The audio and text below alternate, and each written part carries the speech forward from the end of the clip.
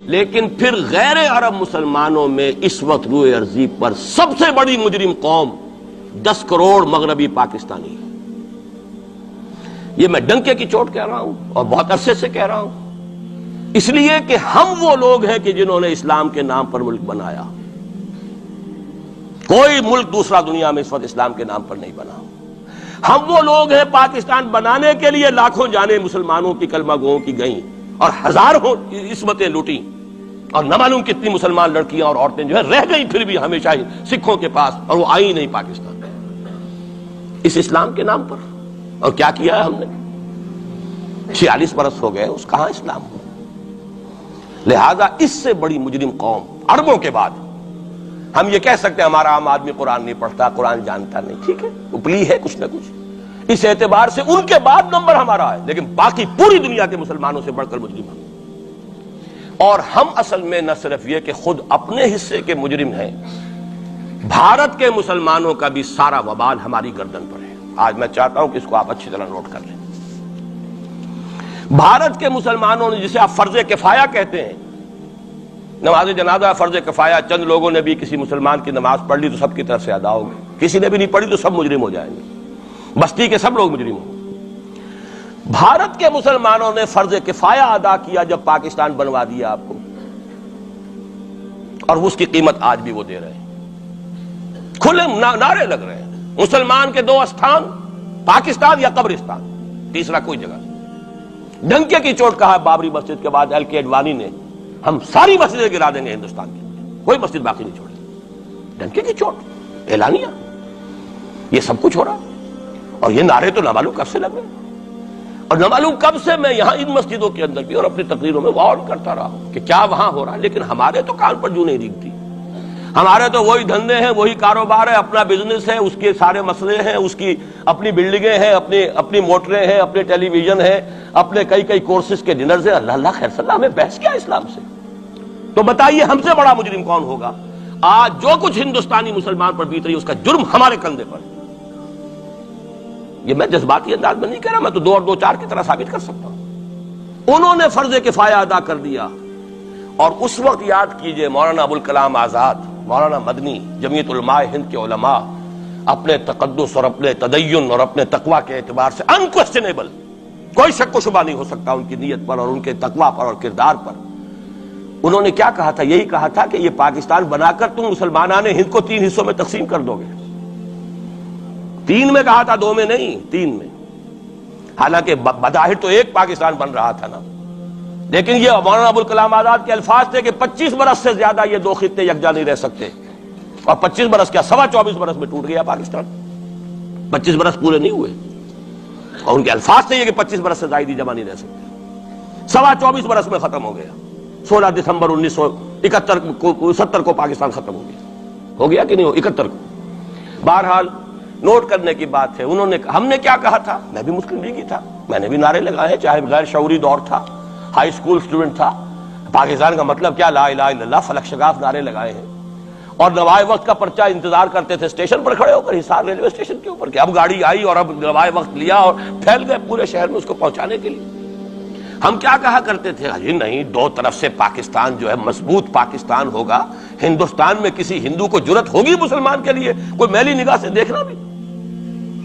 وہ سارے خواب کہاں گئے؟ وہ تو حرم ہوئے، وہ 2 طرف کا جفا تھا وہ تو ختم ہوا، اس لیے کہ وہ زنبور تو اب رہا ہی نہیں، وہ تو کھل گئی، نوٹ ہی ختم ہوئی وہ مشرقی پاکستان۔ اور حال یہ ہے کہ آپ کی وزیر اعظم بنگلہ دیش نے یہ بھی پسند نہیں کیا کہ بابری مسجد پر جو بیان تھا وہ نواز شریف صاحب کے ساتھ مشترک بیان دے دیں۔ یہ اشتراک بھی دنیا کے سامنے نہ آ جائے کہ مشرقی پاکستان سابقہ اور اس وقت بنگلہ دیش کی وزیر اعظم، اور مغربی پاکستان جو اب وٹ ریمینز آف پاکستان کے تحت صرف پاکستان ہے، اس کے وزراء اعظم نے مشترکہ بیان دے دیا۔ یہ بھی نہیں آنا چاہیے، یہ حال ہے ہمارا۔ حالانکہ بات اپنی جگہ پر کوئی ایسی نہیں تھی، کوئی سیاسی نہیں، ایک مذہبی معاملے کے اوپر اظہار رائے کرنا تھا، انہوں نے کہا نہیں، آپ کے ساتھ مشترک بیان میں نہیں دوں گی، نہیں دیا اس نے۔ تو وہ جو تھا 2 طرف سے جفا، وہ تو سن 71 میں کھل گیا۔ جو ہمارا حال ہے وہ تو ہونا ہی تھا۔ یہ ملک بنا اسلام کے نام پر، اس کا استحکام ہو سکتا تھا تو صرف اسلام کی بنیاد پر ہو سکتا تھا۔ اسلام سے غداری کی، لہذا یہاں تو اب قومیتیں ہیں، یہاں تو اب ایتھنک اور ریجنل اور نہ معلوم کس کس قسم کی اور لنگوسٹک جو ہے نیشنلٹیز ہیں، نیشنلزمز ہیں، وہ جو ایک امت ایک وقت میں بن گئی تھی، ایک قوم مسلم قوم ہندو کے مقابلے کے لیے، وہ تو ختم ہوئی۔ اور حال کیا ہو گیا ہے، اس سے پہلے بھی کبھی کبھی ہندو مسلم فسادات ہوتے تھے، کیا سندھ سے مسلمان نہیں پہنچ جاتا تھا وہاں ریلیف کے لیے؟ کیا پنجاب سے اور سرحد سے مسلمان نہیں جاتے تھے؟ بہار نہیں گئے تھے؟ کیا کانپور کی مسجد شہید ہوئی تھی 1915 میں تو پوری ہندوستان سے مسلمان نہیں پہنچ گئے؟ آپ کیا کر رہے ہیں؟ مندر گرا دیے، یہاں بڑی بہادری کا کام کیا، مندر گرا دیے، شرم سے ڈوب مرنے کا مقام ہے۔ یہاں بھی گویا کہ ہم اپنے عمل سے اسلام کی مخالفت کر رہے ہیں، اسلام تو اجازت نہیں دیتا۔ آپ کسی اور کے جرم کی سزا کسی اور شخص کو نہیں دے سکتے۔ ہمارے پاس تو یہ سیکریٹ ٹرسٹ ہیں، یہ لوگ ذمہ وہ اپنے آپ کو منواتے نہیں، لیکن ہمارے تصور سے، اسلام کے تصور سے ذمہ ہے۔ ان کی جان، مال، عزت، آبرو، ان کی عبادت گاہوں کی حفاظت کا ذمہ ہے ہمارا۔ ایک بڑی بہادری کی ہے، ذرا سوچئے تو صحیح، کیا دنیا نے سوچا ہوگا؟ اور نتیجہ کیا نکلا؟ اگر کسی درجے میں بھی بابری مسجد کی شہادت پر کوئی دنیا میں کوئی رائے عامہ ہو سکتی تھی کوئی ہندوستان کے خلاف، ختم ہو گئی۔ جو انہوں نے کیا 10 گنا تم نے کر لیا۔ انہوں نے ایک مسجد گرائی ہے، تم نے اتنے 100 کہتے ہیں، پتہ نہیں، مجھے تو معلوم نہیں 100 گرائے کتنے گرائے ہیں، بہرحال جتنے مندر تھے تم نے گرا دیے۔ فرق کیا ہے؟ ایک کردار ہے تمہارا، ایک ہی تمہارا اخلاق ہے، ایک ہی تمہارا معیار ہے، کوئی فرق ہی نہیں۔ بلکہ وہاں تو کم سے کم یہ تو رہا ہے، دنیا کی آنکھوں میں دھول ڈالنے کے لیے کم سے کم یہ کہ فورن منسٹری جو ہے اس نے ریزائن کیا، ہم نے مان لیا جی ہم نہیں کر سکے، ہم مجبور ہیں، حالانکہ سب ان کی اجازت سے ہوا ہے، بلکہ ان کی ملی بھگت سے ہوا ہے۔ لیکن یہ کہ کلیان سنگھ نے فوراً استعفیٰ دے دیا، منسٹری ختم۔ پھر وہ بھارت کی مرکزی حکومت نے اور بھی پارٹیز کو بھی بین کر دیا، اور اس کے بعد یہ ہے کہ انہوں نے حکومتیں بھی 3 اور صوبوں کی توڑ دی۔ وہ تو سرخرو ہو گئے پوری دنیا کی جو رائے عامہ ہے، ہم اس کے سوا کیا کر سکتے ہیں؟ ہمارا ایک دستور ہے، دستور میں جو بھی صوبائی حکومت ہوتی ہے اس کی اجازت کے بغیر ہم فوج بھیج نہیں سکتے۔ وہاں پہ صوبائی حکومت تھی، اس نے ہمیں یقین دہانی کرائی تھی، سپریم کورٹ کو بھی یقین دہانی کرا دی تھی کہ مسجد کو کچھ نہیں ہوگا، تو ہم تو اس کے اوپر ڈیپینڈ کر رہے تھے۔ ہے سب جھوٹ، سب کو پتا تھا جو کچھ ہوگا، اندر خانے ملی بھگت تھی، لیکن یہ ہے کہ کم سے کم انہوں نے فیس سیونگ کے لیے ان کے پاس مواد موجود ہے، آپ کے پاس تو وہ بھی نہیں۔ آپ کے تو اخبارات نے لکھا ہے کہ کارپوریشنز کے ٹریکٹرز جو ہے گئے ہیں گرانے کے لیے، اور وزراء جو ہے، ایک وزیر کا نادر پرویز کا تو نام آیا ہے، اخبار میں خبر تھی، ہم نے بھی پڑھی تھی، فوٹو بھی دیکھا تھا کہ وہ خود ہاتھ میں پھاوڑا لے کر جو ہے وہ منظر گرانے کے لیے چلے۔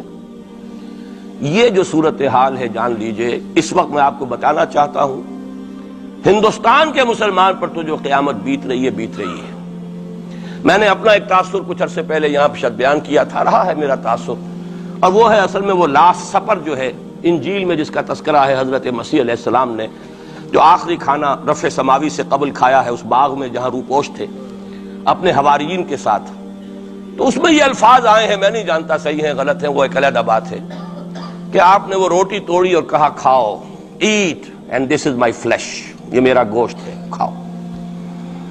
اور اس کو کہتے ہیں وائن، کوئی مشروب ہوگا جو بھی ہوگا، ڈالا کہ پیو، drink and this is my blood. میرا احساس ہمیشہ یہ رہا ہے، اس کے بعد کچھ ماند پڑ گیا، جب یہاں مسلمان نے یہاں مارا ہے اور کچلا ہے اور زندہ آگ میں جلایا، پھر بات ختم ہو گئی، میرے دل کے اوپر سے وہ احساس ختم ہو گیا۔ وہاں ہندو کے ہاتھوں جب مسلمان کے ساتھ یہ کچھ ہوتا تھا، تو پھر جب میں کھانا کھاتا تھا محسوس کرتا تھا کہ میں ہندوستانی مسلمان کا گوشت کھا رہا ہوں اور ہندوستانی مسلمان کا خون پی رہا ہوں۔ یہ ہمیں عیش جو یہاں حاصل ہے، جو آرام حاصل ہے، جو ہمیں یہاں پر سہولتیں حاصل ہیں، جو معاشی اس کی کاسٹ پر ہے۔ تو میں جو کچھ دیکھ رہا ہوں وہ یہ ہے کہ ہندوستان میں تو قیامت، اب وہاں جو آفیشیل فگرز ہیں 1000 1200 کتنے ہیں، لیکن کم سے کم 10,000 آدمی، اور اب یہ چین ہے فسادات کی۔ کل کے اخبار میں احمد آباد کی تھی، کبھی کہیں ہے کبھی کہیں ہے، اور واقعہ یہ ہے کہ تبصرے یہ ہو رہے ہیں کہ ہندو فنڈامنٹلزم از آن دی رائز۔ یہ جو کچھ ہوا ہے، جتنا بھی اس کے اندر ان کو گرایا گیا ہے، ان کی حکومتیں گرائی گئی ہیں، اس سے انہیں تقویت حاصل ہو رہی ہے، they are getting stronger and stronger. Congress کے لیے اب اپنی جو ہے جان بچانی مشکل ہے، اور اس وقت سب سے بڑا ان کے لیے جو ہو گیا وہ یہ ہے کہ وہ کمیونسٹوں کی سپورٹ کے بغیر چل نہیں سکتے، اور کمیونسٹ جو ہے وہ ان کی جو اس وقت وہ امریکہ کے زیر اثر جو اپنی اکنامک پالیسیز چینج کر رہے ہیں اس کا ساتھ دینے کو تیار نہیں، تو یہ ڈائلیما ہے۔ جبکہ ادھر جو ہے وہ بالکل جو ہندو ذہن ہے وہاں کا ریوائولسٹ ذہن وہ پوری طریقے سے قائم ہے۔ تو اب اس وقت میں اس کے حوالے سے عرض کر رہا ہوں کہ ہندوستان اور پھر پاکستان کو علیحدہ نہ سمجھیے، اس لیے کہ ہندوستان کو اگر انہوں نے مسلمانوں سے یا اسلام سے خالی کرا لیا تو پھر ان کے بعد ان کا ٹارگٹ جو ہے پاکستان تو ہے ہی ہے، ہم تو ان کے ٹارگٹ نمبر 1 ہیں۔ ذہناً انہوں نے کبھی پاکستان کو تسلیم نہیں کیا، اور ہمارا اب ساتھی ہے کون؟ اللہ پر تو نہ یقین نہ اس سے ہمارا تعلق، جو معاملہ نہ دارت سخن آشنا نہ باشد۔ اللہ سے تعلق کیا ہے ہمارا؟ اللہ سے کون سی دوستی ہے؟ اللہ کیوں ساتھ ہے ہمارا؟ ہم تو مجرم ہیں نمبر 1 اس کے، اور باقی دنیا میں جن پر سہارا تھا، جن پہ تکیہ تھا، وہی پتے ہوا دینے لگے۔ وہ تو بالکل امریکہ کی پالیسی معلوم ہوتی ہے کہ ہمیں تو ہاتھ پاؤں باندھ کر جیسے ہندو کے سامنے ڈال دیا جائے۔ کبھی وہ ٹیررسٹ اسٹیٹ قرار دینے کی دھمکی آ جاتی ہے، فیلرز کی شکل میں آ جاتی ہے، یہ